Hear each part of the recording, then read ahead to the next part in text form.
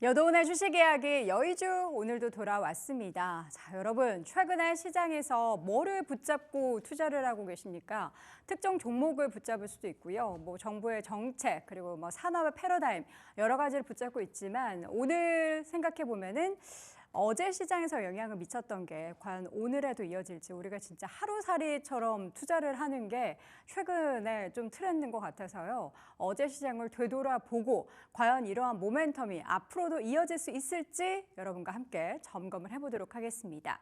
밸류업 지수 공개된 후에 실망감이 있었죠. 어제 관련한 종목 중에서 빠진 종목의 주가가 하락하게 됐는데 이미 뉴스에 나왔기 때문에 뉴스에 팔아라. 그동안 올랐던 종목들에 대한 차익 실현 매물도 있었습니다. 그런데 그 가운데서 이 섹터에 좀 주목을 해보자.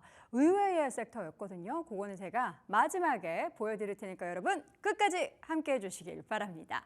자, 어제 밸류업 관련한 내용들이 엊그제 공개가 됐고요. 어제 시장에 반영이 됐습니다.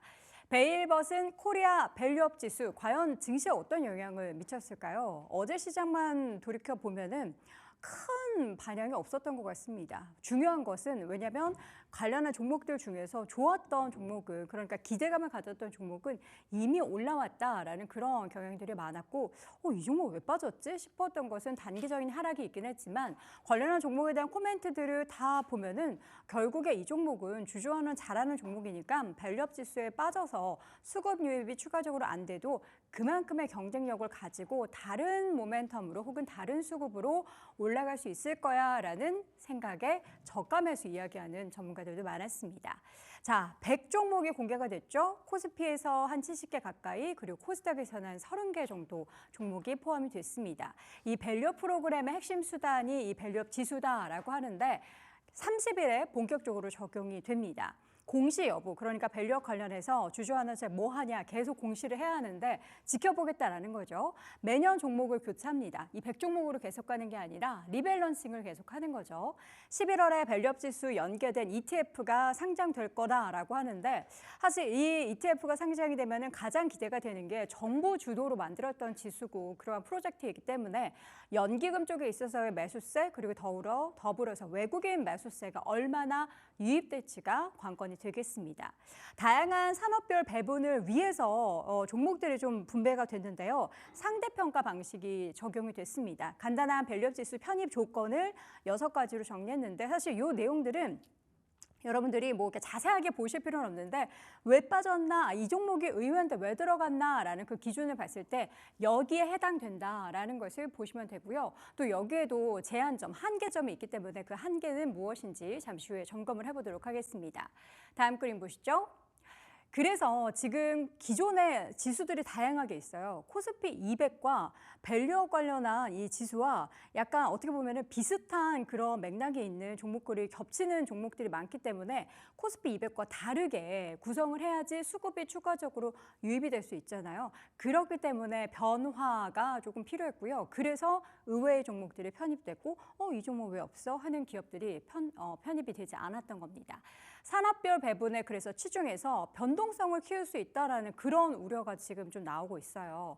경영 여건을 둘러싼 좀 변동성이 많은 중소기업들이 중소형주가 편입이 됐는데 이런 기업들은 지수가 재편이 될 때 중소형주 종목들이 어떻게 구성이 달라지는지 좀 쉽게 바뀔 수 있다라는 그런 우려가 좀 있는 상황이고요.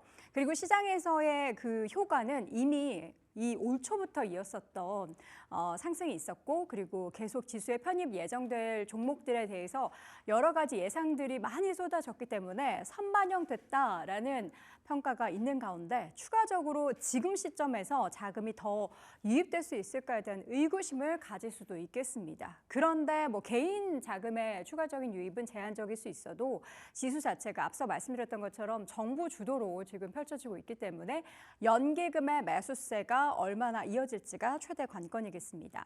또 이 종목 가운데 HPSP나 클래시스, K과 같이 사모펀드가 보유한 이 세 개사가 포함이 됐는데요. 최근의 트렌드를 보면 사모펀드는 이 관련한 기업들에 투자를 해서 지분을 사서 이 기업을 상장 폐지를 합니다. 그리고 나서 경영 실적을 끌어올리고 그러한 좀 패턴을 가지고 있는데 이번에 이러한 또 밸류업 관련한 지수에 이런 종목들이 편입되고 나서는 상패라기보다는 좀 수급 유입되는 거 보면서 수급 조금 유입되면 자연스럽게 주가가 올라가고 또 관련해서 계속 정부 당국에서 관련한 기업들이 얼마나 뭐 경영실적뿐만 아니라 주주 환원을 열심히 하는지 지켜보기 때문에 이런 기업에 대한 관심도 시장에선 이야기를 하고 있습니다. 자, 제한점, 한계점이 많다라는 어저께 비판이 많았죠. 배당 유무만 고려, 그러니까 배당 성향이나 배당 수익률 이런 걸 고려 안 했다라는 거예요. 배당 성향이 20%를 밑도는 그런 종목수의 비율이 50%가 넘는데요. 그리고 이익 대비 높은 주가의 기업들이 편입된 것도 좀 아쉽다라는 대목 중에 하나고요. 과거 데이터 사용, 그러니까 작년과 재작년, 2년치 데이터를 사용한 것에 대해서 주요 종목들이 이러한 기준 때문에 위포함됐다는 거예요. 최근에 KB금융에 대한 편입 얘기는 당연시되는 그런 분위기였는데 이런 조건은, 그러니까 다른 조건들을 다 만족했는데 작년하고 재작년에 있었던 낮은 PBR이 좀 발목을 잡았다라는 건데 이 은행주 같은 경우에 KB금융은 대손 충당금 관련한 이슈도 있었기 때문에 그럴 수밖에 없는 상황인데 빠져서 아쉽다라는 게 시장의 평가입니다. 옆에 차트를 보시면요. 낮은 배당 수익률과 배당 성향을 가진 기업들이 다수 포진해서 주주 환원의 질적인 측면에서는 아쉽다. 그러니까 주주 환원을 잘하는 기업들이 포함이 돼야 되는데 일단 한다. 주주 환원을 한다라는 것에 있어서만 방점을 찍어서 과연 이런 관련된 종목들의 투자를 우리가 했을 때 진짜 주주 환원을 잘하는 기업들에 투자를 하는 것인가에 대해서는 의구심을 만들 수가 있겠습니다. 그런데 밸류업 지수가 공개가 되자 시장에서는 그 두 종목이 편입된 것을 눈여겨보라라는 목소리도 나왔습니다. 연기금의 밸류업 자금이 들어오면은 엔터주에 대해서 관심을 가져보자라는 건데요. SM 엔터테인먼트와 JYP 엔터테인먼트가 포함됐습니다. 100종목 중에. 물론 최근에 하이브는 참 주주분들이 마음 좀 안 좋을 만한 이슈가 있지만 이 두 기업은 포함이 됐고 수급적인 부분에 있어서 기대가 된다라고는 하는데 결국에는 근데 이런 수급이 또 추가적으로 유입되려면 실적이 좀 담보가 돼야 되는데 두 기업의 작년 이후에 4분기 연말 이후에 연기금이나 외국인들의 수급을 보면요. 쭉쭉 빠져나가고 있어요. 그래서 지금 시점에서 밸류업 지수에 포함되고 관련한 ETF가 출시가 되면 내년 연초부터는 엔터 쪽에 있어서의 기대감을 가져볼 수 있겠다. 그리고 지금 연말이니까 또 콘서트나 또 새로운 음반 발매가 많기 때문에 올해 4분기 실적 좋고 또 내년에 이러한 부분들이 같이 좀 이어진다면 산업적인 부분 또 수급적인 부분도 다 좋지 않을까에 대한 기대감을 가지고 있습니다. 중요한 건 이제 연말에 얼마나 콘서트 매출 또 해외 매출 또 음반 매출이 잘 나오느냐가 관건이겠죠. 최근에 제가 SM은 안 가져갔고요. JYP만 가지고 왔는데요. 외국인의 지분율이 정말 2024년 연말 이후에 뚝뚝 떨어지는 것을 볼 수가 있겠습니다. 그런데 이제 개별 종목으로 들어가진 않더라도 ETF로 유입되는 그런 자금들이 엔터주를 한 번 더 노크를 하게 된다면 여기에 플러스 알파 업황까지 좋아진다면 관심 가져볼 만한 종목으로 꼽히고 있으니까요. 여러분들도 그 추이 잘 지켜보시면서 제일 중요한 4분기에 유의미한 실적을 낼 수 있을지 함께 체크해 보시기 바랍니다. 자, 여도원의 주식 이야기 오늘 밸류업 관련한 시장의 영향 함께 짚어봤습니다.